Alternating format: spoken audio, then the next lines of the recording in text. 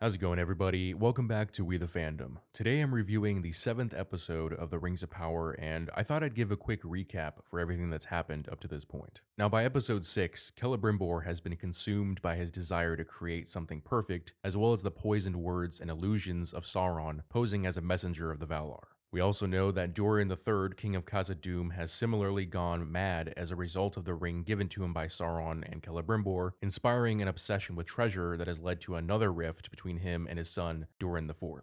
While traveling to Eregion to warn Celebrimbor, Galadriel had been captured by Adar, who was leading an orc army to Eregion. Elrond returned to Lindon to gather an army to save Galadriel and Eregion. Arondir had followed Adar and his army from the Southlands, and there's also the Stranger, the Harfoot, and Númenórean storylines, which aren't touched on in this episode. So at this point, Celebrimbor has been fully seduced by the words and the power of Sauron, who in the form of Halbrand, inspired him to create the 3 elven rings, and after taking on the form of Annatar, a messenger of the Valar, he convinces Celebrimbor that not only will he be able to create something never seen before, but that they will in fact be able to save Middle-earth.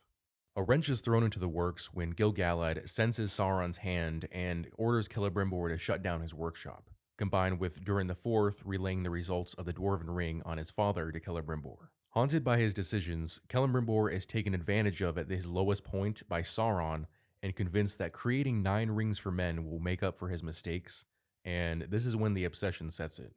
Consumed with perfectionism, Celebrimbor goes through their entire supply of mithril and drives his fellow craftsmen away, giving Sauron the opportunity to create distrust between Celebrimbor and his people and present himself as the new authority figure in Eregion.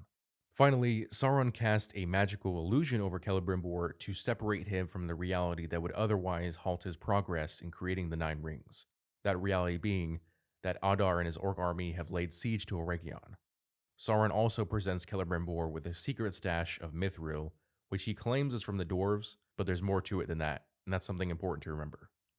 So in episode 7, Celebrimbor is plugging away creating the 9 rings when he starts to notice something strange about his surroundings. He briefly sees his disheveled appearance in a mirror and starts to watch a mouse who seems to be coming and going in the same pattern over and over. When Sauron checks up on him, Celebrimbor grows angry and the illusion is broken, revealing to Celebrimbor all that he has lost and is currently losing. More importantly, Sauron reveals to Celebrimbor that the mithril was in fact a crystallized form of Sauron's blood.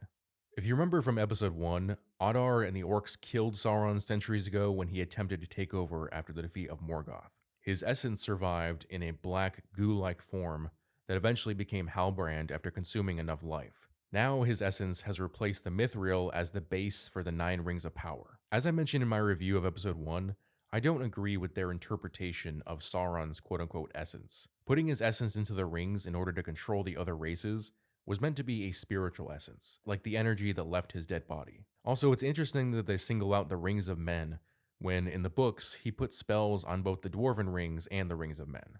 And that's the thing, is Sauron could have put spells on the rings without them being made of his blood, so presenting the lack of mithril as a cause for this was unnecessary.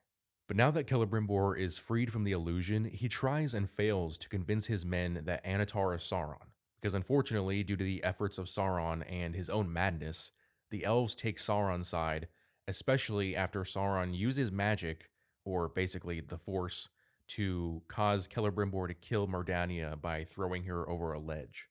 So Sauron takes Celebrimbor back to the workshop and handcuffs him to a workbench until he finishes the rings as the siege continues to go on. At one point, Celebrimbor gains some courage and tries to defy Sauron, first by burning the rings, and after finding out that they won't melt, he chops off his own thumb so that he can escape, which is pretty hardcore. But before I explain what happens next, there are some other important parts of the episode to go over.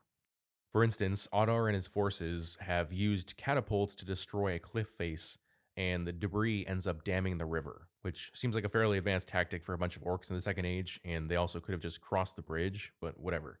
Before Eregion becomes completely overrun, Elrond, Gil-galad, and a large cavalry of elves arrive to save the city, with Elrond's promise that Durin IV would aid them later in the battle with dwarven reinforcements. Adar, who has captured Galadriel, attempts to force Elrond to stand down and give him Galadriel's ring, which he wants to use to kill Sauron. He threatens Galadriel's life, but Elrond decides that he will fight the orcs anyways. So he convinces Onar to let him say his goodbyes to Galadriel. And for no reason at all, he starts making out with his future mother in law. It was completely unnecessary for him to do this. He could have simply hugged her in a platonic way and convinced Onar that that was him saying his goodbyes, and still given her the pin that she would later use to escape. This was a very awkward scene and out of place because Galadriel has a husband and is supposed to have a daughter out there somewhere. In the source material, Elrond is married to Galadriel's daughter Celebrian. That makes this a whole lot weirder on top of being unnecessary. And in fact, another huge change to the source material is that Galadriel's husband Celeborn is meant to be the one heading the defense of Eregion when Sauron's forces arrive. In the books, Sauron leads an orc army to Eregion, not Adar, and rather than Sauron posing as Anatar leading the defenses of Eregion, it's actually Celeborn, the husband of Galadriel. Once again, I don't know why they had to sacrifice the role of a male character who had a pretty big role at this point in the story to have Galadriel do whatever it is she's doing. But as Elrond and Adar couldn't come to an agreement, the battle begins and rages on over the course of at least one day and night. And it's obvious that the showrunners wanted this to feel like the Battle of Helm's Deep, but it's not even close. These elves seem almost more inept than the old men and the children of Rohan who had to defend the walls of Helm's Deep. Even Arondir gets taken out by Adar. Elrond also loses to Adar as well as Galadriel's ring. Gil-galad is somewhere fighting against an insurmountable force of orcs because Doran had to stay and deal with his father rather than aiding Elrond and his troops. At one point, there was a troll who entered the battle, and that was the most entertaining part of the episode. And you remember how in the season 1, Galadriel took out a frost troll by herself? Well, in this episode, it takes Elrond, Arondir, and Gil-galad to take this hill troll down. And while I said that most of these elves were fairly incompetent, there was one exception. This Asian elf who stands out like a sore thumb in this army. She was a member of the diversity squad from a few episodes back. That same one where the one black elf was the first one to be taken out by the Barrow-wights. She somehow becomes a main character for a few minutes because you see the battle isn't going well and the orcs have this machine breaking down the wall, and Elrond tries to give her an opportunity to take a shot at a couple of the orcs, but then she gets hit with a number of arrows. And despite being filled with as many arrows as Boromir, she happens to make the perfect shot into a bucket of oil, destroying the siege engine right before she dies. Now, if you want to say, oh, well, she's an elf, of course she can take more arrows than a human and still make a shot. But for reference, in season 1, there was the elf captain who was trying to escape the tunnels with Arondir. He gets shot with as many arrows as this Asian elf, and he went down instantly. But hey, when you're a diverse character, consistency and logic are thrown out the window. While this battle was raging, Galadriel managed to escape the orc camp with the help of Arondir before he joined the battle, and she makes her way into the city through a hidden dwarven tunnel. Meanwhile, Adar's at-all-costs mentality towards defeating Sauron has some of the orcs questioning him, mainly this one guy who thinks that he's a main character. And at this point, we return to Celebrimbor and what happened after he left the tower. So after he chopped his thumb off and he walked outside, he wanders out and is knocked unconscious. When he comes to, some of his men are standing over him, and they still believe he's crazy and they're ready to put him back in the tower. Because remember, they believe Sauron is telling the truth. But right at that moment, Galadriel arrives and vouches for him, and because of all the guilt that he feels, Celebrimbor gives Galadriel the 9 rings to escape with, while he and these men who trust him again try to buy her some time, which goes exactly how you would expect it, sort of. See, I thought Sauron would sword fight them the way that he tried to fight off those orcs when he killed them, but instead he uses a Jedi mind trick to get the soldiers to kill themselves. I don't think that anyone working on this show have any idea how Tolkien intended for Sauron's powers to be represented. Say what you want about Peter Jackson, but even he did better than this. So, my prediction for the final episode regarding these characters is this.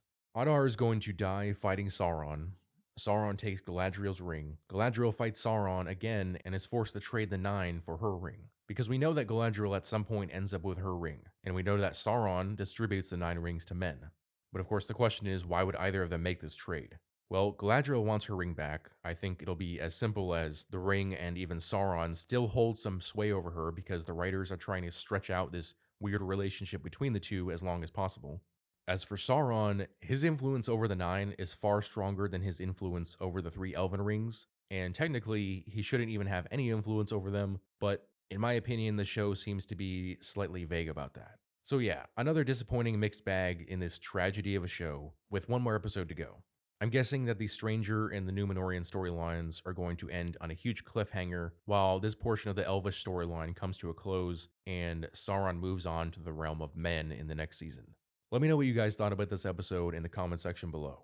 As always, if you enjoyed this video, I would appreciate it if you would hit that like and subscribe button, as well as the notification bell so that you never miss out on a new video. Thanks for watching.